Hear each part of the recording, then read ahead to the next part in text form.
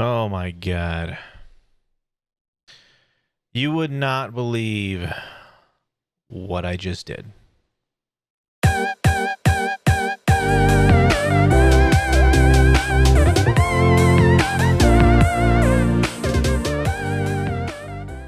What's going on, guys? I kind of did something a little unconventional or conventional. I don't know, man. I kind of went on a shopping spree and okay. Long story short, I'm switching over to a 2 PC setup. But my initial process was to get a laptop to do the streaming. That way, it's a space saver. I can use it. It's sitting right here. I'm recording on it right now. And so I have everything plugged in. The only issue is that I can't use my capture card because I play at 1440p at 144 hertz, and my capture card only does a pass through of 1080 at 60 hertz, so I can't mirror them. I don't want to have OBS open on my gaming PC and mirror the preview from OBS because that can be a point of failure as well. And I don't want to downscale my monitor to 1080 at 60, or what I ended up doing one time is I created a custom resolution for the Elgato. I have an HD60s, and I created a custom resolution of 1440, left it at 60 hertz, and then mirrored it. Problem is, when you do a custom resolution, it's not built for something that doesn't have that resolution natively. The quality is down. It goes down a little bit. I ended up taking a couple video and I zoomed in really far in. It was a little bit more blurry and pixelated on the custom resolution. I mean, it works. It's just not ideal. So what I'm doing, I'm using NDI, and a lot of you guys know what NDI is. I'm basically broadcasting my desktop from my gaming PC over to my streaming PC, but I'm not doing it in the traditional way where I have OBS open here and I'm doing the NDI. I'm not doing NDI within my gaming PC on the OBS. I'm doing it NDI using the NDI tools that NewTek provides. So it's a plugin that uses way less resources. It uses like less than half the resources of OBS. I have that running on my gaming PC, and I can actually either do my entire monitor or I can do a region of it. But either way, it's still NDI, and it finds the source on my streaming PC, and I'm good to go, right? Wrong. Now I need to worry about my audio. And so the audio, this is where the laptop kind of comes into place, where I can't use it the way I want to because I'm using a Asus ROG Zephyrus G14, which is one of the newest laptops that came out. It came out in March, and it has a headphone microphone combo jack, right? So I plug it in to my GoXLR. I have everything set up. I set the jack as a mic in, and that way when I speak into the microphone, the streaming PC can hear me. It can hear all my game sounds. It can hear everything the GoXLR is, routing over to my streaming PC. Now, it worked fine. However, I cannot hear alerts unless I have a browser tab open with my alerts on a tab, and then when someone follows or something, I can hear it in the browser, but I don't want that. I want to hear it from my streaming PC.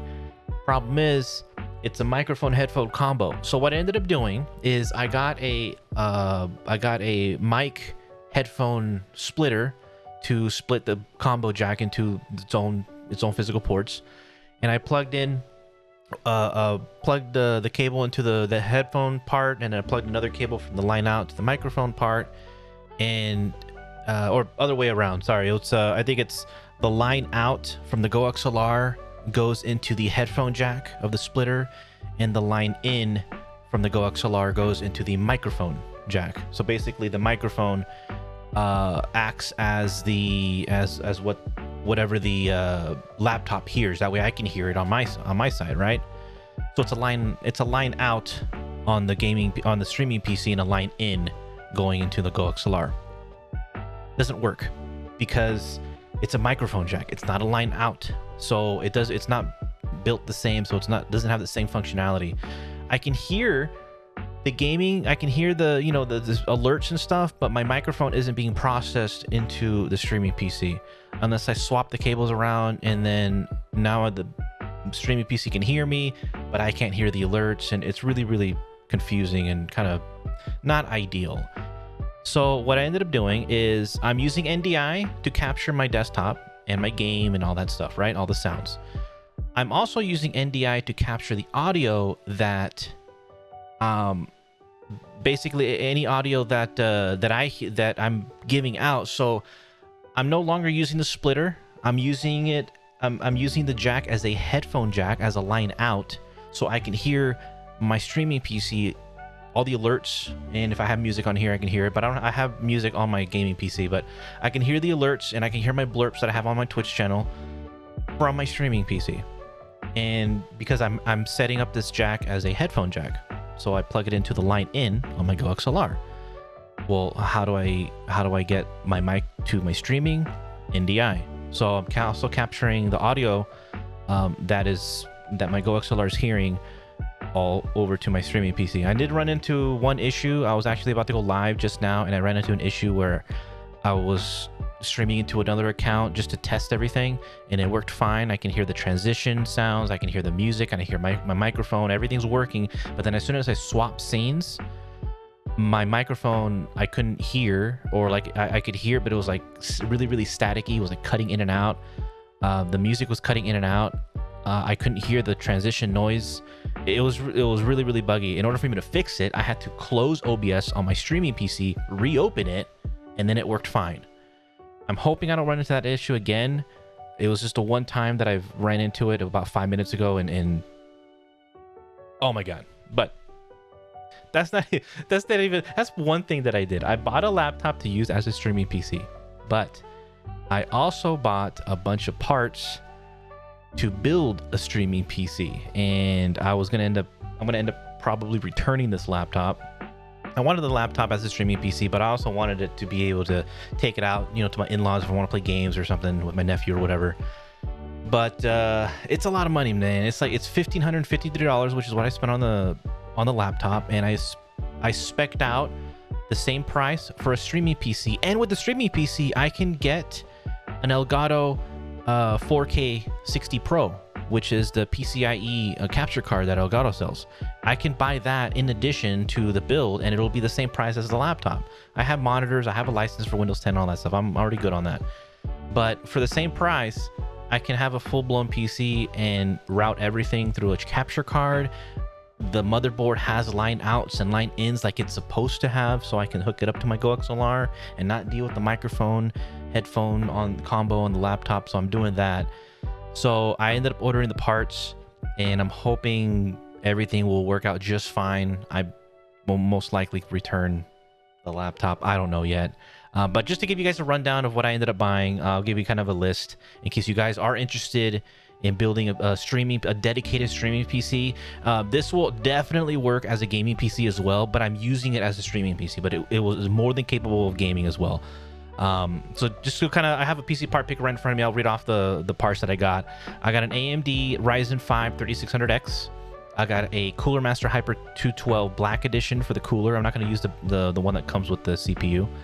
I got now the motherboard was a tough choice because I don't want to take up a lot of space. So I tried finding a mini ATX board or a mini ITX board, and there's one X570 mini ITX board that I believe ASRock sells, and it's like sold out everywhere. And I had ASRock in the past and didn't have any good luck with them, so I'm not even going to go down that route. So my next choice was to go with a micro ATX, and plus I can't do a mini because it's only got one PCI slot, which is for the GPU that I got, but then there's no PCI for the capture card, so I can't go mini ITX. So I got a micro ATX board, and the one that I got is a Gigabit BM50M Aros Pro Micro ATX. My God, it's a mouthful. I got a Gigabit board. It's a BM50 B5. Sorry, it's a B550M board. They recently just came out, and not a lot of people like them too much because of the price point. But it's exactly a lot of the specs are very similar. I have a Gigabit board in my gaming PC. It's an X570 board. It's an Aros Pro, and it works fine. I've never had any issues, so I figured I'd stick with the Gigabit, just get the B550 variant. So I got that, and it's got two PCI, one X16 for my GPU that I got, and then one PCI X4 for the capture card. Next part I got Crucial Ballistics, 16 gigs of RAM. It's the same that I have on my gaming PC. I just got it for the my gaming PC. I got it for the streaming PC. I got a 1 terabyte SSD, Samsung 970 Evo. I got a RTX 2060 Super. Now the laptop comes with a 2060 Q Max, which I'm using NVENC to encode my stream, but I was, it's great. I use the CPU. It's got a 4900 HS, and I use the CPU to encode my stream, and it works fine. It just uses too much of the CPU. I don't want the laptop to overheat or anything, so I'm using the GPU, the NVENC encoding on OBS, and it works perfectly fine. I've never had an issue. I'm actually recording on NVENC right now, and so I ended up getting a 2060 Super, so I can still use NVENC to encode my stream and to make videos and stuff. So I'm doing that, which will act as a gaming GPU if I ever want to play games on the streaming PC for whatever reason. I'm not going to, but if I want to, I can. And then the tower was kind of, I didn't really know what to go with, so I ended up going with I was going to go with the Cooler Master N200, which I've used 3 years ago to build a PC for my sister-in-law, and it works fine. It's the case is very mediocre. It's $50. It's pretty cheap, but I wanted something more aesthetically pleasing, so I ended up getting a Fractal Design Meshify C Mini. I have a Meshify C that I'm using as my gaming my gaming PC. I didn't want a mid tower. I wanted just something smaller, so I got the mini version of the same tower. I'm going to put it side by side, and it'll live there on my desk next to my gaming PC. And then I got a Corsair CXM 80 plus bronze.